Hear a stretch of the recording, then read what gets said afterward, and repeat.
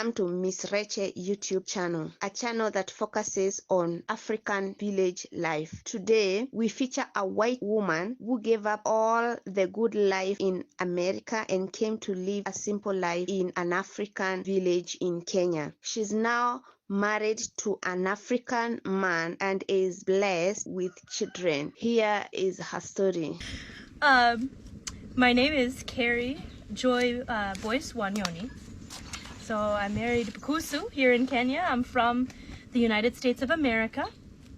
I came here 4 years ago in June 2018. And I came here to work with a ministry, the Last Call Ministries. It's an end times prophetic ministry here in Kenya. We're an international ministry, but we're registered here as God's Heart Ministries. And it's not really based in churches. We have churches, but our main ministry is to go out and spread the message about the rapture and the end times, to bring help to the local communities like this one.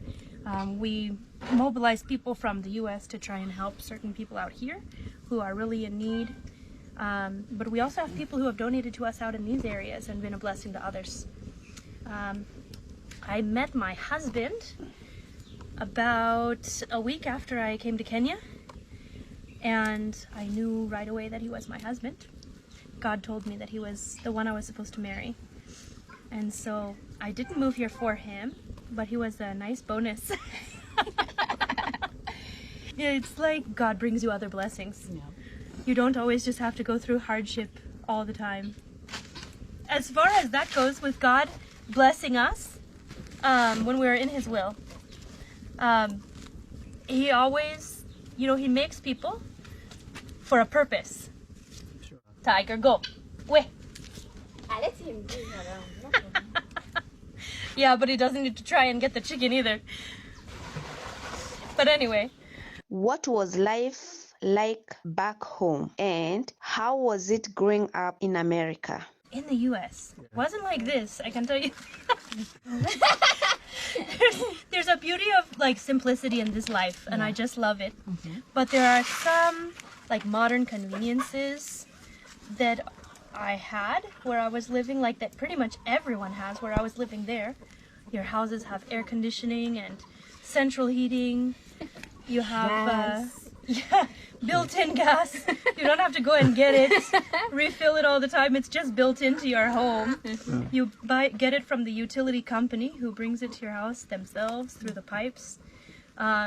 Water is, inside the house. Obviously, there's places like this in Kenya. It's just not where I'm living. Yeah. I had a dishwasher and a washing machine, and life was just different. I was used to working from a young age, but my work just looked different than it looks here. Okay. I was a property manager, managing several properties out there.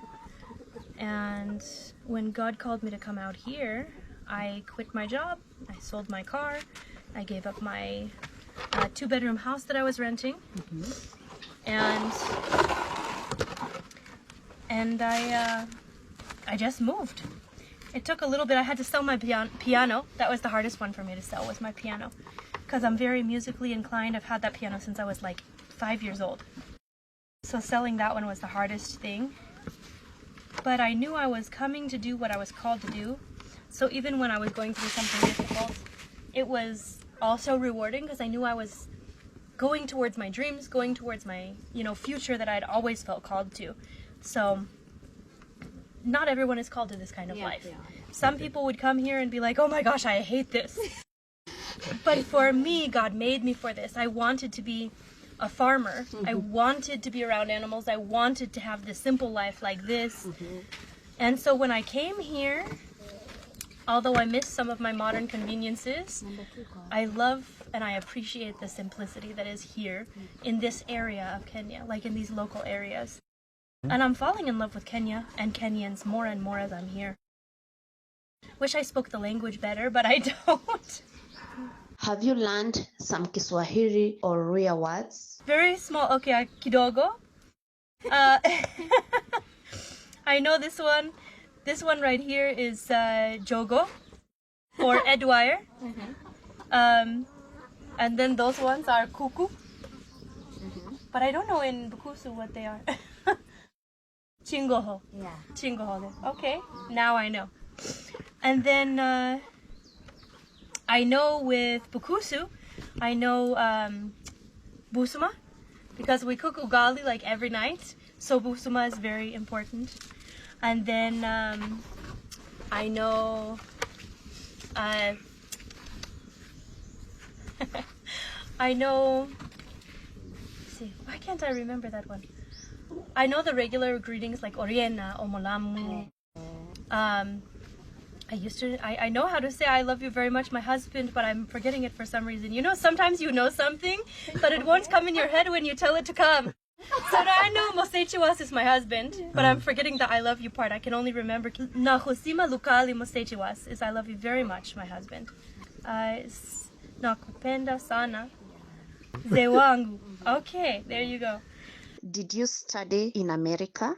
I studied at Idaho State University, organizational communication minor, economics minor, global history minor, and my major was in political and economic development, international studies. Wait, it's not for you. It's okay. This one is Tiger. Do you have siblings, brothers and sisters? Are they in Kenya with you? I have one younger brother and one younger sister. My brother's 6 years younger. In fact, he's the same age as Albert. They were born 6 days apart. My brother is 6 years younger than, or 6 days younger than Albert. And my sister is 2 years younger than me. My brother has no kids, but he is married. My sister has 3 kids, and she's been married for like 10 years now, I think. So, yeah. She's a little ahead of me, even though she's younger. Can you tell us something about your parents? Are they here with you in Kenya? Yes, absolutely. My parents, I moved with my parents to Kenya to support their ministry. Eventually I'll have my own, but I'm helping them build theirs first.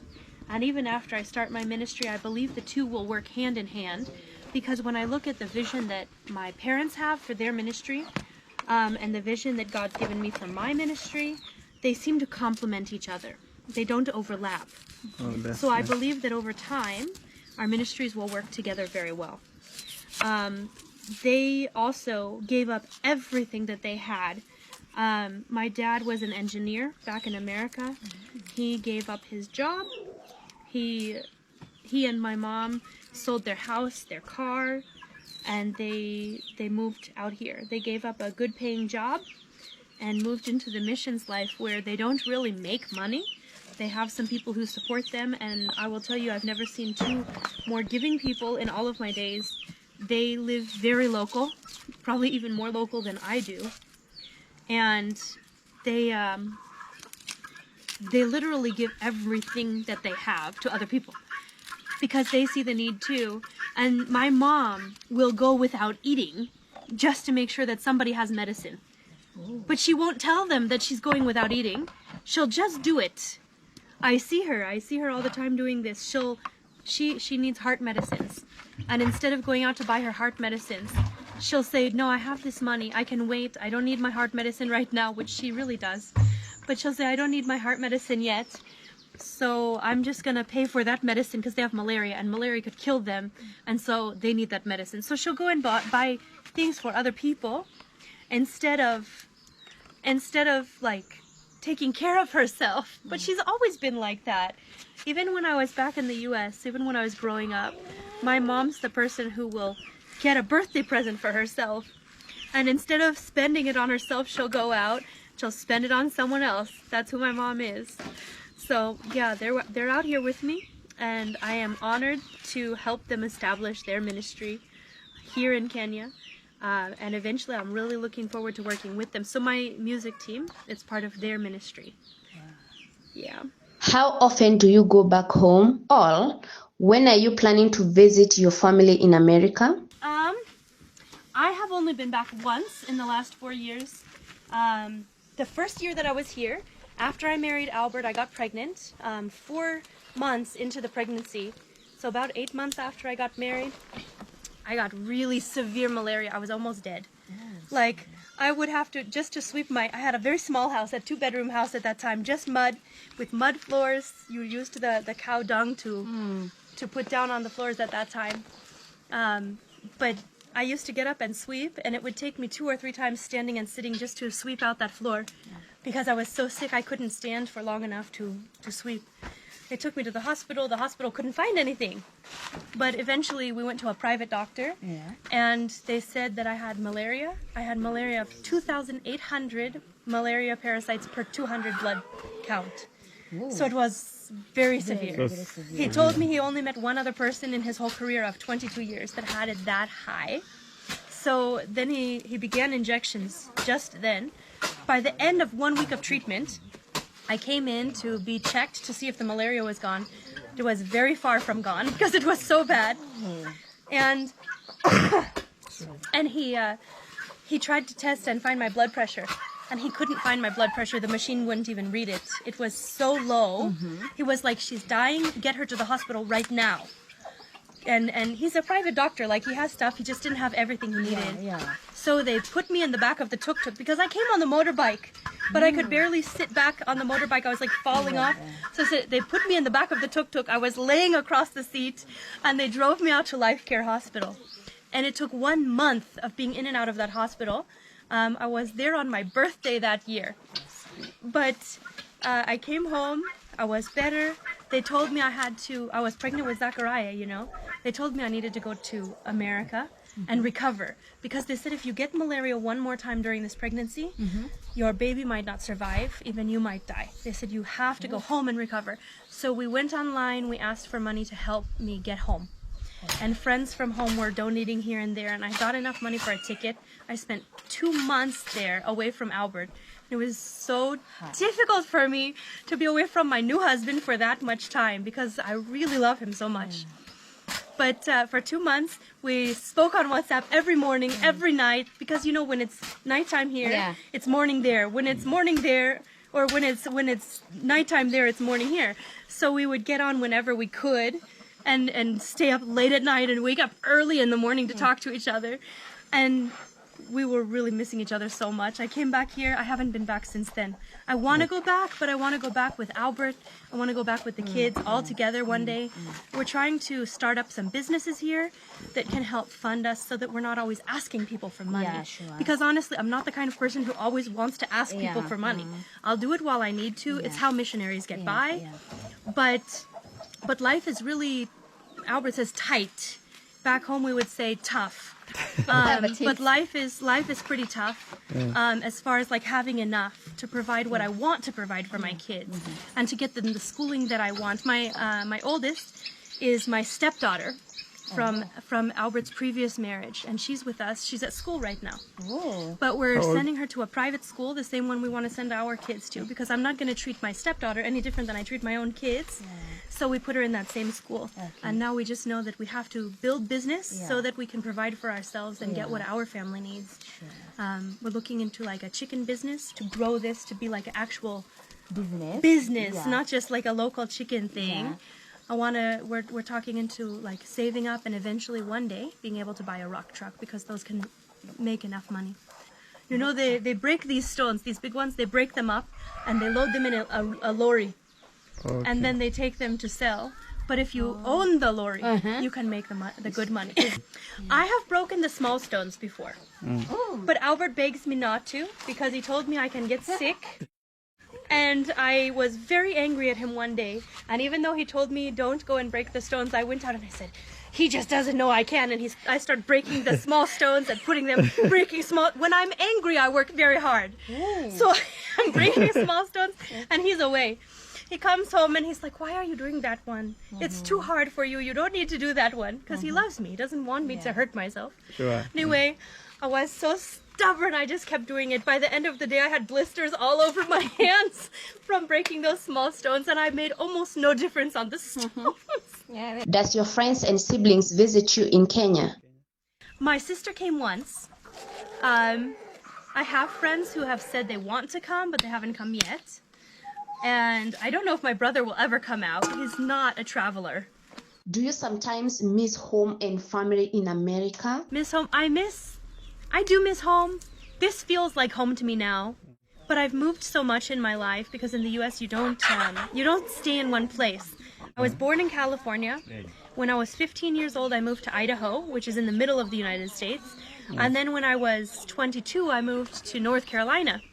And then from North Carolina at 33 years old, I moved to Kenya. Around 30, I started losing track of my age.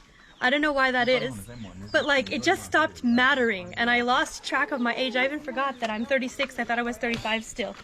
So anyway, now that I'm in Kenya, I miss my family back home. My brother, my sister, my in-laws, my niece and nephew. But I miss some things like at Christmas time. I miss the traditions that we had at Christmas time out there. I miss the snow that I used to have sometimes. I miss the cold because where I am, it's always warm to me. Even when other people think it's cold, my body's used to much colder, so it's warm to me. But I love Kenya. I love the people of Kenya. And really, in so many ways, it feels like home. The only time that it doesn't is when I begin, by some people, not by most. Most are amazing, amazing people. But some people, out of just a lack of understanding for the Mzungu, start to treat me like an outsider, start to think that I'm like their own personal bank account or something. And I appreciate that. I appreciate the fact that things are hard out here. And so I understand, and it's not offensive to me. But it makes me feel like I'm not home sometimes. So that's the time when I think I miss home more, is when I begin to feel like other people don't see me like I belong.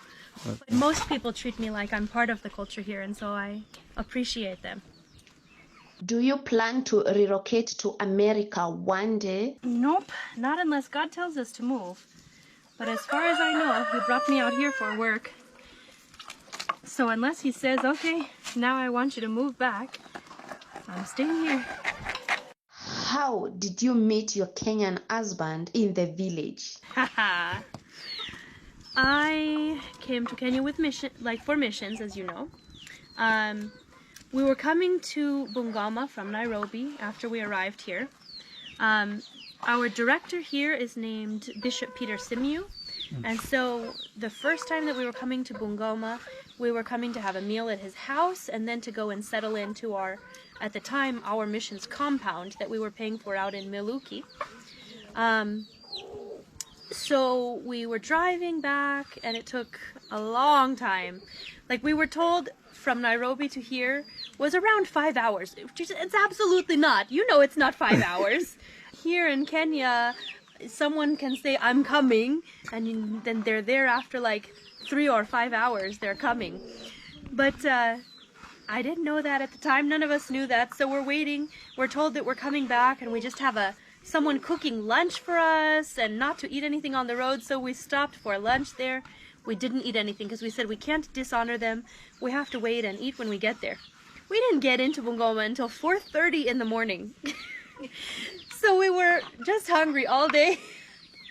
We got here at 4:30 in the morning because our driver was so tired. He kept stopping on the side of the road to sleep because he was afraid he was going to fall asleep on the road. So he kept stopping and sleeping like on the sides of the road. Not safe at all, especially with Mzungus. But yeah, we got in and we met the prayer team who had been praying for us to come here to Kenya. And my husband was one of the prayer team.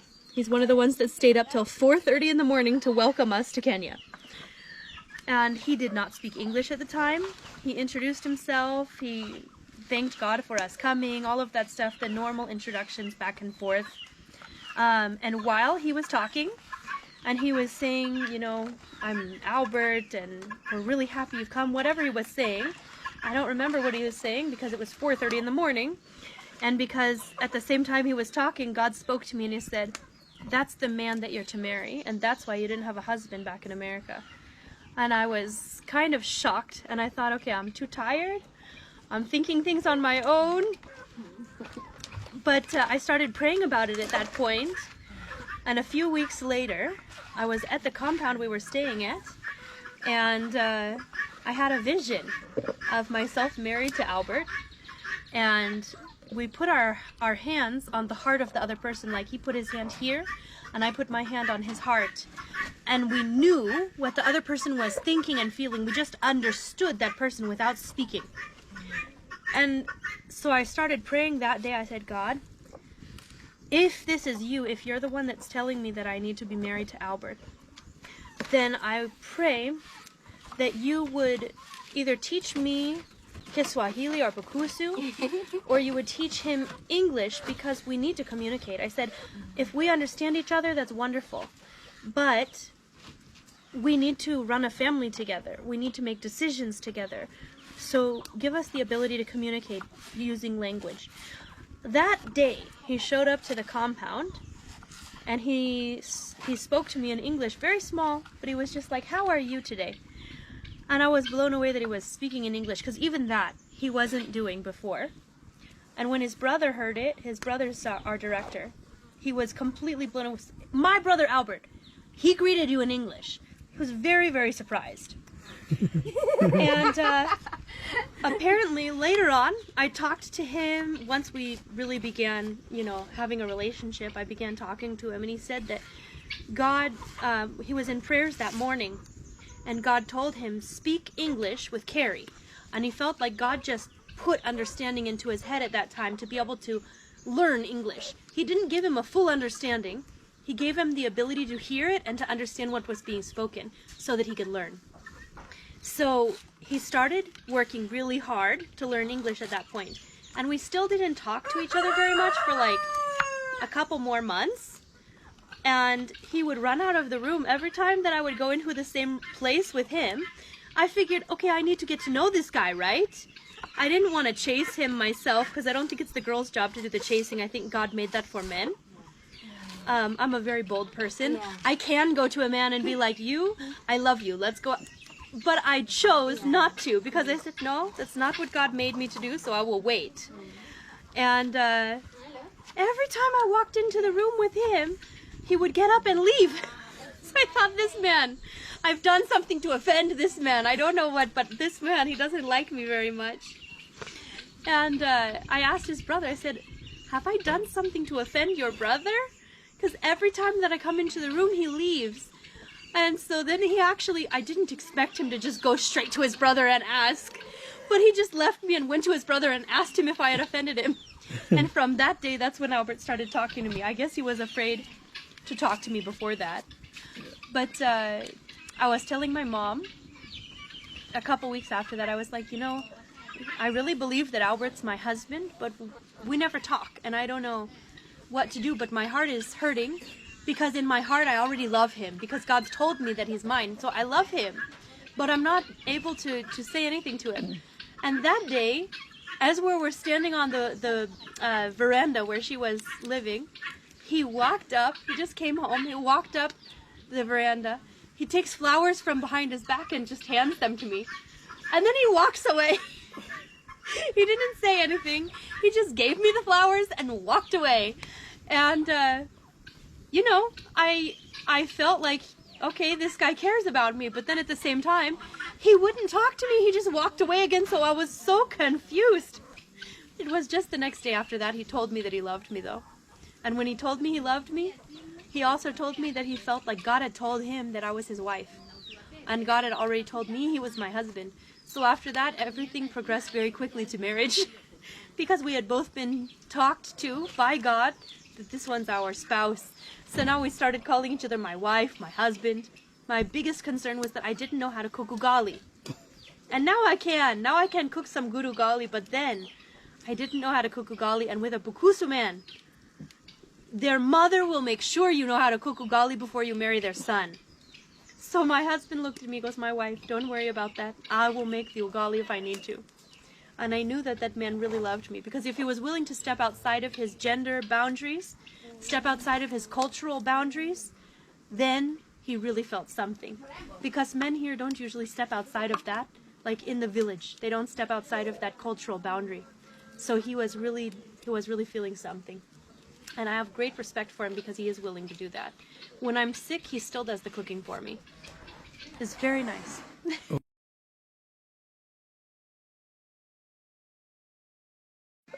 He's good to me. I mean, we have our arguments, we have our tough times, every marriage does. But he's very good to me, and I try to be just as good to him.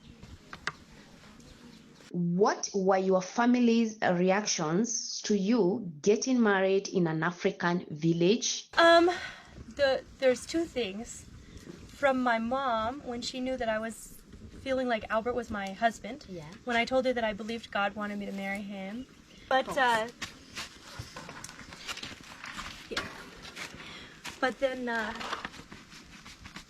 my brother-in-law, before I had come here, everyone was giving me a hard time. They said, I know you're going to get married in Kenya. I said, I'm not going to get married in Africa. I'm not going out there to marry. I'm not going out there to date. I'm going out there to do the work God has for me. Yeah. And they said, okay, sure.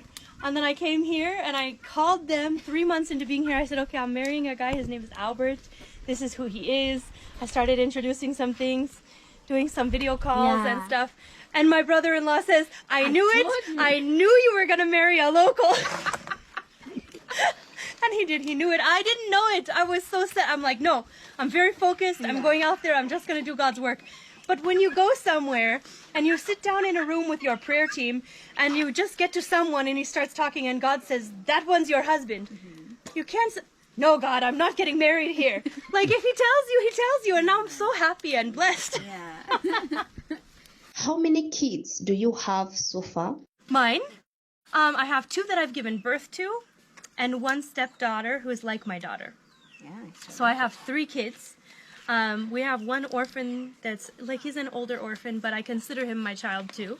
So that's 4. Yeah. But God just keeps growing it. I believe we're going to have a boys' home here one day. When we first got married, I was asking God what he wanted us to do next. And one of the things that he told us, both of us separately, was a boys' home. So eventually we want to open a boys' home, but for now we're helping 1 boy at a time until God opens up the doors. Are you planning to have more kids of your own, apart from those you are going to adopt? Yes, I want to have 5 if God allows. Albert's very happy with that number. I've always wanted 5 kids. Okay. Ever since I was little, I've always, you know, I don't know if kids out here talk about that kind of stuff, but my sister and I did. At home you talk about, like, what kind of person you want to marry and how many kids you want and whether you want boys or girls and things like that. So I wanted 5 kids, always. Okay. I wanted mostly boys. But after I got married, I realized I really at least wanted 1 girl. And I absolutely love her so much. Aww. But I want more boys. I want more of anything God will give me. Because you can't control it. You can't say, okay, now I want to have a baby, and then program it into a computer and say, this is what I'm wanting. If God allows, we'll have 5. We're hoping sometime within this next year to try again. So it's coming.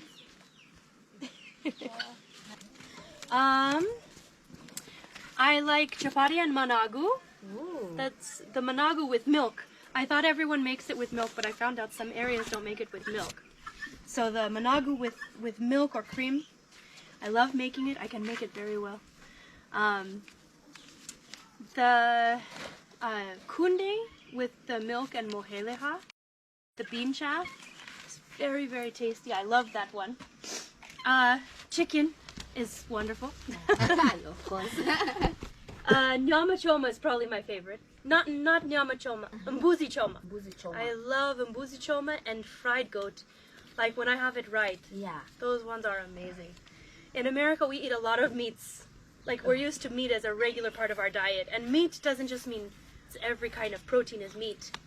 But we have a regular, like, protein as part of our life, like, every single day, which I don't have out here. So when I do have meat, I really, really appreciate it. Because this is something like chicken, I might get like once every few months. It's not something I get very often, so I'm really happy. Usually, like, I eat sukuma wiki and those things, but they're not my favorite ones. My favorites, I like the really sweet greens. The managu or the kunde are among my favorites. I want to try some more spinach. I've never really cooked spinach to see, but I think I can like the spinach a lot too. How is your typical day in the village like? Oh, wow. my days really changed a lot because I have a job to do with the ministry. I don't do all of my laundry and my dishes and stuff all the time. I do some days. But we have a lady named Esther who's his cousin, my husband's cousin, and she helps us around the house, and we help her with some small things here and there. And then I spend most of my time working on the computer, working on music, composing, practicing for church, and then organizing charity things. It's just little small things here and there. So basically my days are to keep an eye open for the needs around me, and to try and see what I have at my disposal, like the people that I know or the resources that I have, to try and connect them with people who need those same things.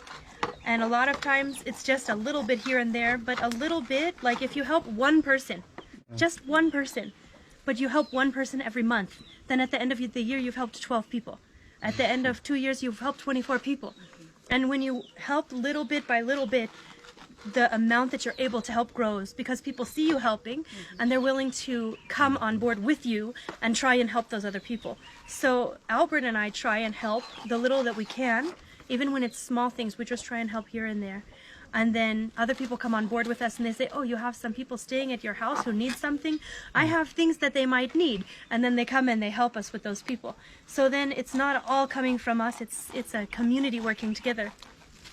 And that's really what I think ministry is. Like, we go out and we teach, we preach, we sing, but the Bible says that religion in its truest form is this, that you look after widows and orphans in their distress, and you keep yourself untainted from the world. So we keep ourselves as pure from the world as we can. We keep ourselves focused on God, and we try to help those in need as much as we can. Even though we're living in the village, we have very small, but we have more than some people around us, so we share what we can share. Can you tell us more about your music journey? My music journey? Well, I grew up on worship teams. My mom and dad used to run the worship team when I was just a little kid. So I grew up playing rhythm instruments. By 5 years old, I was taking piano lessons. I learned the guitar at 10 years old. I got my first job when I was 10, so I could purchase my own guitar. And that's the same exact guitar that I brought with me to Kenya. It's one of my prized possessions. It's not like really fancy, but it's a nice guitar. And I love music. My name means to sing with joy. C-A-R-E-Y, my spelling, it means to sing with joy. And when I was being born, it was a 26-hour delivery, and God gave my mom the verse, suffering may endure for the night, but joy comes in the morning. And he told her to name me to sing with joy. So she looked through the name meanings, and she found that my name means to sing with joy. And it's kind of been prophetic over my life, because I have an anointing in music. I have an anointing in worship specifically. And now I'm working with a team, which is To Sing With Joy International worship team. And we're working on putting together our own music now, making some cover music that we absolutely love. And we'll be recording and releasing some things soon, because it's what I'm passionate about. I'm learning some songs in English, some songs in Kiswahili. I've written my own stuff, but I've never published it before. But eventually we will, as a team, as we perfect what we're doing, as we hone our craft, we'll publish some stuff. But down at the church, I'm working with a guy named Zephaniah. And my husband, and we're all doing worship down there at the church every week. It's getting better and better. So anyone who's around Bungoma, you're welcome to come and check us out. If you visit Bungoma, check us out. We're God's Heart Ministries in Miluki, and our music is wonderful. You're welcome anytime. You seem to have started working from an early age. Please tell us more about that. So I used to work for my church. I was the children's craft coordinator. It was a bigger church, so we needed arts and crafts for the kids. I wrote a newsletter for the children.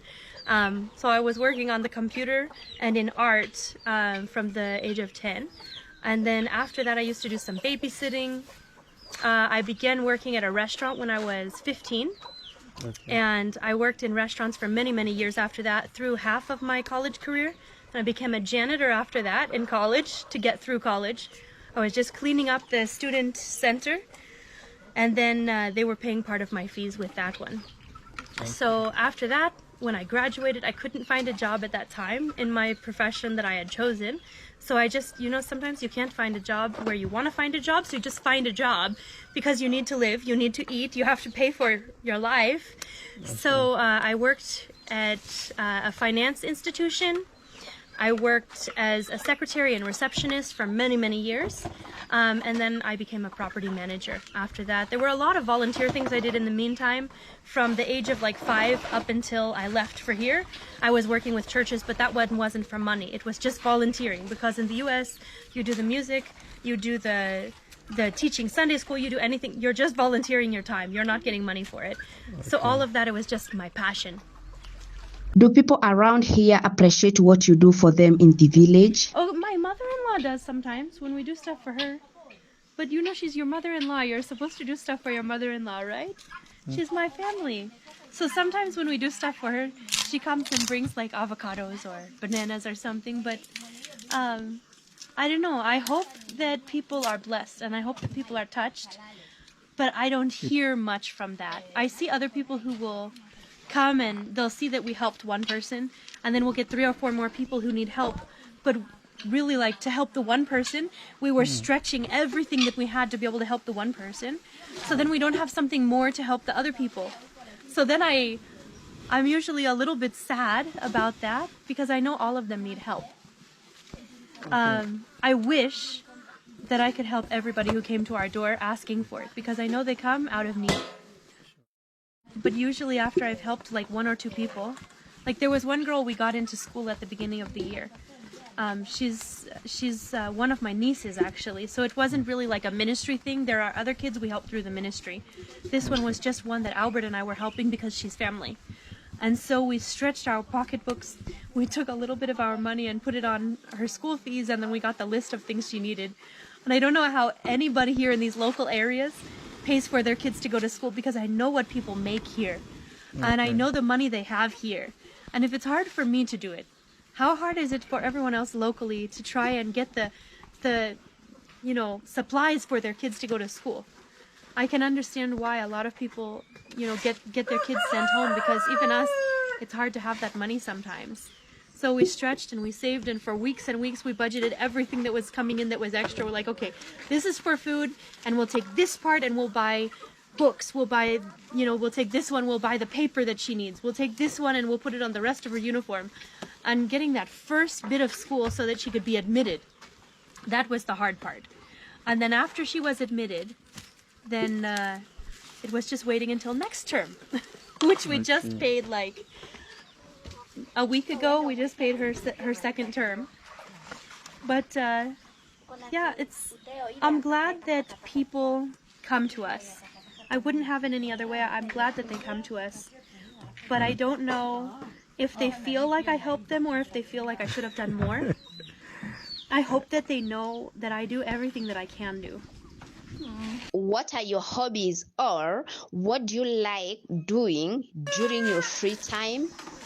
We haven't really had time to think about what we like doing. I work all the time, or I take care of the kids. And even if we wanted to go do something, we don't have money to do it. So I don't know what I like doing here. There's a pool. I've been to the pool like once. But the kids didn't want to go in. I think as they get older, they'll like going to the pool. But for now, they weren't interested. So I'm probably not going to go and spend the money to go there again unless it's like a birthday or something. Plus now, the more kids you have, the more money it takes to go do things, because you have more. I do love Noor Cafe, so if we go shopping, sometimes we'll go out, like we go shopping once a month in town. When I get my paycheck, we go and buy a few necessities that I can't find at Mayanja. Okay. And so when we go there, Tiger, go, away, bad boy. When I go there, then if I have something left over, Albert and I will go and get a meal at Noor Cafe. So that's like my one thing that I go out and do sometimes, I guess. As an individual, what would you want the world to remember you for? Me as an individual, what I want is to be known as a person who loves Jesus and who showed the love of Jesus to people. Not someone who just spoke that I love Jesus or was religious, but somebody who loved people. And I don't always succeed at that, but I try to, and I grow. Because, you know, none of us can succeed all the time. We all have to grow. But you know, God knows I want that. So he shows me the points. Sometimes I'll have a day where I know I have not treated someone in love. And now I know I have to grow in that, because it makes me sad about how I've acted if I realize I've had that. It's also tough with the culture, because sometimes things that are completely normal in my culture are thought of as rude here, or vice versa, you know. But that one, I would love to be known for my music eventually. But that's just kind of a dream, that maybe eventually I'll be known for my music, but I want to be known first and foremost for my love. My love of people, my love of my family, my love of... For people going to watch this video, what would you tell them and how can they reach you? Okay, so there's two ways. Our ministry has a website. It's The Last Call Ministries.weebly.com. And I think I'll probably have to give that one to you guys typed out, so that if you wanted to post it on the video, you can. Yeah. Because that one, no one's going to know what Weebly.com is unless they go there regularly. Your social media platforms? Oh yes. So the most popular one that everyone here in Kenya seems to know is the TikTok account.